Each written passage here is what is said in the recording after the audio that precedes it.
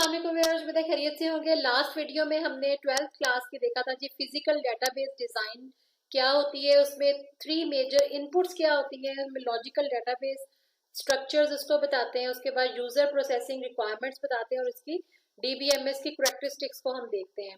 तो उस वीडियो में मैंने बताया था कि नेक्स्ट वीडियो में हम देखेंगे components of the physical database design. तो सबसे पहला कंपोनेंट क्या है जी, data volume and usage analysis. इसमें क्या होता है, टू एस्टिमेट द साइज और the volume and the usage patterns of the database.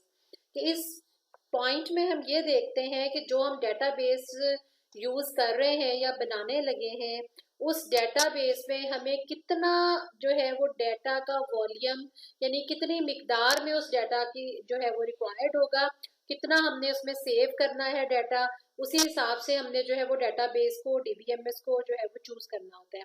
और उसका यूजेज कितना होगा, यानी अगर कम यूजेज है उसके लिए एमएस जो है वो कम कैपेसिटी वाला भी चूज कर सकते हैं, और अगर हमारा बहुत ज्यादा यूजेज है और यूजेज किस तरीके से है, किस तरह से है, उसकी बेस पे हम ओरेकल को चूज कर सकते हैं बहुत ज्यादा उसके यूसेज की बेस पे और बहुत ज्यादा डाटा की वॉल्यूम की बेस पे। तो ये डिपेंड करता है कि हमारा डाटा का वॉल्यूम क्या है और उसका यूजेज किस किस तरह से होगा और कहाँ कहाँ पे होगा और कितनी लोकेशंस पे होगा। Estimate of the database size are used to select the physical storage devices and estimate the cost of the storage. कि डेटाबेस का जो साइज है उसकी एस्टिमेशन वो यूज होती है फिजिकल स्टोरेज डिवाइस को सिलेक्ट करने के लिए, और जाहिर है जिस बेस पे हम उसकी फिजिकल स्टोरेज डिवाइसेस को सिलेक्ट करेंगे तो उसी से हम एस्टिमेट लगाएंगे उसकी स्टोरेज की कॉस्ट का। Estimates of the usage paths and patterns are used to select the file organization and access methods. और जो यूजेज का जो हम पाथ्स और पैटर्न्स देखेंगे उसकी एस्टिमेशन लगाएंगे, वो हमारे किस काम आएगी कि हमने फाइल की ऑर्गेनाइजेशन कौन सी यूज करनी है, जैसे मैंने आपको ओरेकल बताया, या उसके अलावा माइक्रोसॉफ्ट एक्सेस डेटाबेस है जो आपके कोर्स में भी मौजूद है क्लास 12 के। और इसी तरह से हमने उसको इंडेक्स कैसे करना है और क्या स्ट्रेटजी हम डाटा डिस्ट्रीब्यूशन की जो है वो चूज करेंगे। डाटा डिस्ट्रीब्यूशन क्या है वो हम नेक्स्ट टॉपिक में देखते हैं। डाटा डिस्ट्रीब्यूशन की स्ट्रेटजी जो है वो क्या होती है जी, many organization today have distributed computing network. Distributed computing network का क्या मतलब है कि जो कंप्यूटिंग का नेटवर्क है जिसमें हम डीबीएमएस को यूज कर रहे हैं वो डिस्ट्रीब्यूट कर दिया गया है, यानी एक ही जगह पे आपने डाटा को सेव नहीं किया हुआ, उसको डिस्ट्रीब्यूट कर दिया गया as per the organization's requirement. For these organizations, a significant problem in physical database design is deciding at which nodes। के डिस्ट्रीब्यूटिंग में जो मेजर इसमें प्रॉब्लम है फिजिकल डेटाबेस डिजाइन के अंदर, वो ये डिसाइड करना होता है कि हम कौन सी नोड के ऊपर ये डाटा रखें, कौन सी साइट पे रखें जहां से फिजिकली उस डाटा को लोकेट किया जा सके। तो उसकी डिफरेंट टाइप्स हैं डाटा डिस्ट्रीब्यूशन की, कौन कौन सी है। सबसे पहले सेंट्रलाइज्ड है, all the data are located at a single site. अब इस पिक्चर के अंदर आप देख रहे हैं कि जितना भी डाटा है वो एक ही सिंगल साइट के ऊपर लोकेट कर रहा है। It is fairly easy to do but it has at least 3 disadvantage. ये बहुत आसान है इस तरह का सेंट्रलाइज डिस्ट्रीब्यूटेड सिस्टम जो है वो तैयार करना, लेकिन इसमें 3 डिसएडवांटेज कौन कौन से हैं। Number 1, data are not readily accessible at remote sites. यानी अगर आपके पास बहुत सी रिमोट साइट्स हैं तो उनके पास फौरी तौर पे डाटा जो है वो नहीं उनको मिलता। सम टाइम ऐसा होता है कि फौरी तौर पे उनको इमीडिएट डाटा का रिस्पांस नहीं आता सेंट्रल सिस्टम से, क्योंकि वो बिजी होता है ऑब्वियसली। डाटा कम्युनिकेशन कॉस्ट में भी हाई, और जाहिर है डाटा कम्युनिकेशन जब हम करने के लिए केबलिंग करेंगे या वाईफाई सिस्टम यूज करेंगे तो उसकी कॉस्ट भी जो है वो हाई हो जाती है। नंबर 2 क्या है, the database systems fails totally when the central system fails. और अगर सेंट्रल सिस्टम हमारा फेल हो जाता है तो क्या है कि आपकी डेटाबेस डीबीएमएस टोटली फेल हो जाती है और किसी भी दूसरी साइट के ऊपर भी वो एक्सेसिबल नहीं रहती। तो ये 3 डिसएडवांटेज, एक नॉट रेडिली एक्सेसिबल, दूसरा उसकी कम्युनिकेशन की कॉस्ट हाई हो जाती है, और तीसरा जो है अगर फेल हो जाए तो कंप्लीट सिस्टम जो है वो फेल हो जाता है। नंबर 2 क्या है जी, partition. The database is divided into the partitions, यानी फ्रैगमेंट्स में उसको डिवाइड कर दिया जाता है, जैसे कि पिक्चर में आपको नजर आ रहा है। Each partition is assigned to a particular site, और जो हर पोर्शन है उसका पार्टीशन है उसको असाइन कर दिया जाता है एट पार्टिकुलर साइट को। जैसा कि आपको इसमें देखें नजर आ रहा है, डिस्ट्रीब्यूट किया गया है, एक ये पार्टीशन, एक ये पार्टीशन और एक ये और ये, 4 पार्टीशन इसमें जो है वो डिवाइड कर दिया गया है, डिस्ट्रीब्यूट कर दिया गया है। और ये तमाम नोड्स इसके साथ जो है वो सेट कर दिए गए, ये तमाम नोड्स जो है वो इसके साथ जो है वो कम्युनिकेट कर रहे हैं। इस तरह से डिस्ट्रीब्यूट करके जो है वो लोड कर दिया गया है डीबीएमएस को। Each partition is assigned to a particular site. Major advantage of this site is that the data is moved closer to the local users and so is more accessible. यानी इसकी निस्बत centralise की निस्बत जब इसको distribute कर दिया गया, पार्टीशन कर दिया गया, तो क्या हुआ कि डाटा जो है वो मोर क्लोजर हो गया, उसको एक्सेस करना जो है वो आसान हो गया, उनसे रिलेटेड जितने भी नोड्स थे उसको। नंबर 3 है जो replicated, full copy of the database is assigned to more than one sites in the network. This approach maximizes the local access but creates update problem since each database changes must be reliably processed and synchronized at all of the sites. अब इसमें देखें जी, जैसे आपको नजर आ रहा है कि पूरी की पूरी डेटाबेस दे दी गई, उसकी रेप्लिकेशन बना दी गई नोड्स के लिए। ये वेब नोड है, ये भी एक और वेब नोड है, ये तीसरा वेब नोड है, और ये तमाम जो है वो सिस्टम्स हैं जो इस वेब नोड को यूज करते हुए इस डेटाबेस तक जो है वो पहुंच रहे हैं। ये उसकी एक कॉपी है, यानी यूं समझें कि ये उसकी मेजर डेटाबेस है प्राइमरी, ये उसकी रेप्लिकेशन पूरी की पूरी डेटाबेस की यहाँ, और इसी तरह से पूरी की पूरी डेटाबेस की जो है वो यहाँ पे उसकी रेप्लिकेशन। रेप्लिकेशन बेसिकली कहते हैं उसकी फुल कॉपी को, उसके रेप्लिका को।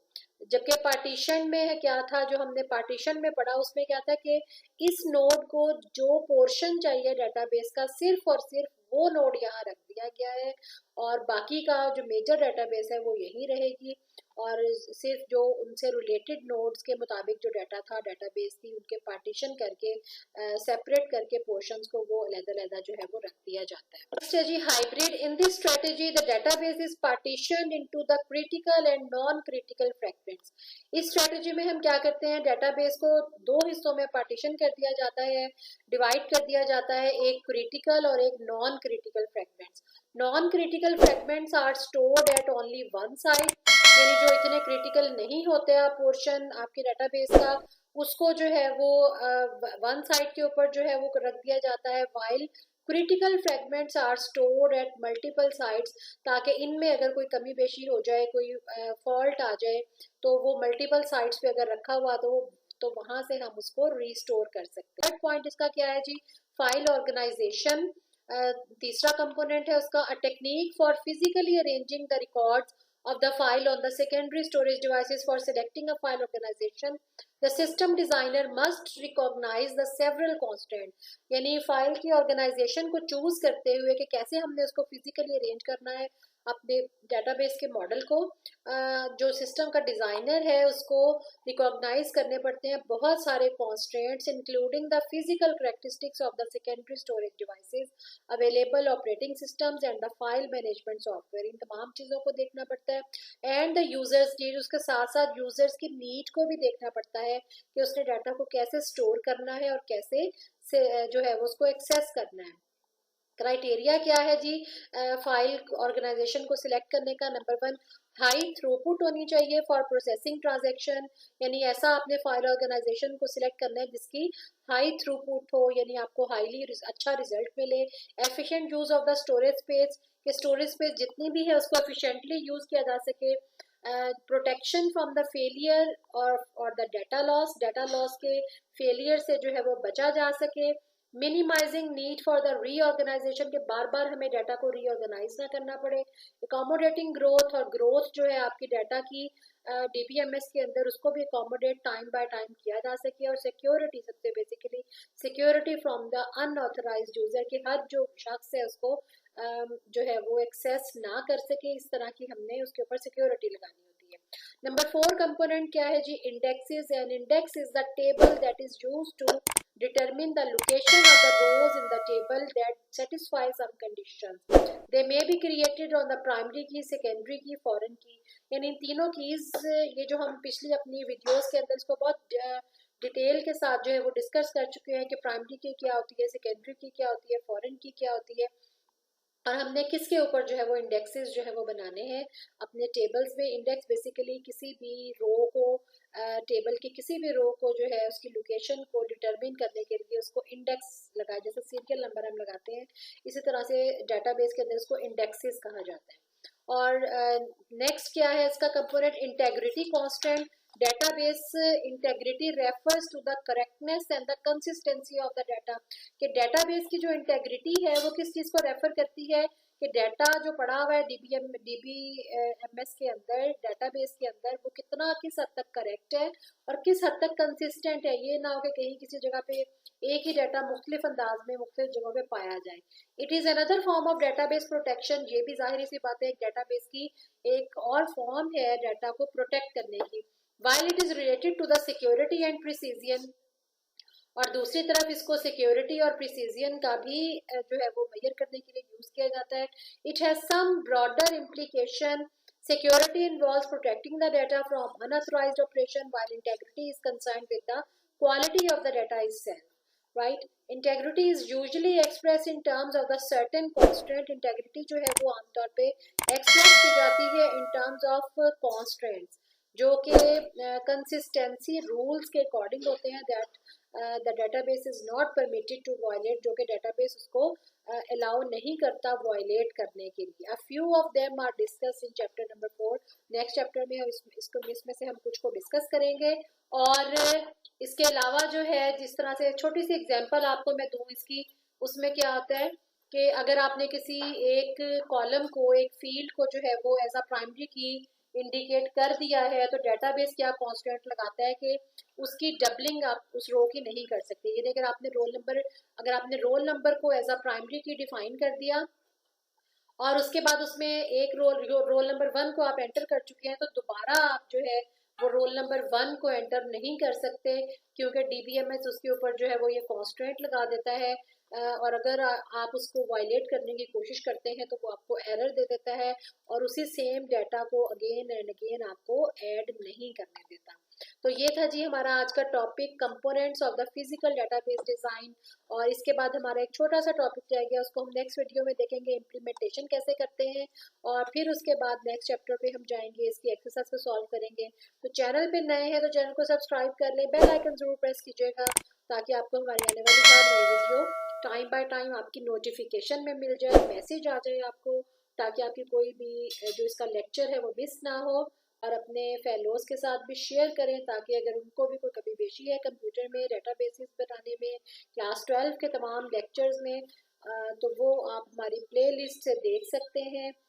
हमारे चैनल की प्ले लिस्ट है जी, क्लास 12 कंप्यूटर साइंस का फोल्डर है, वहाँ से आप जाके देख सकते हैं तमाम इसकी प्रीवियस वीडियोस भी। नेक्स्ट वीडियो तक अल्लाह हाफिज़।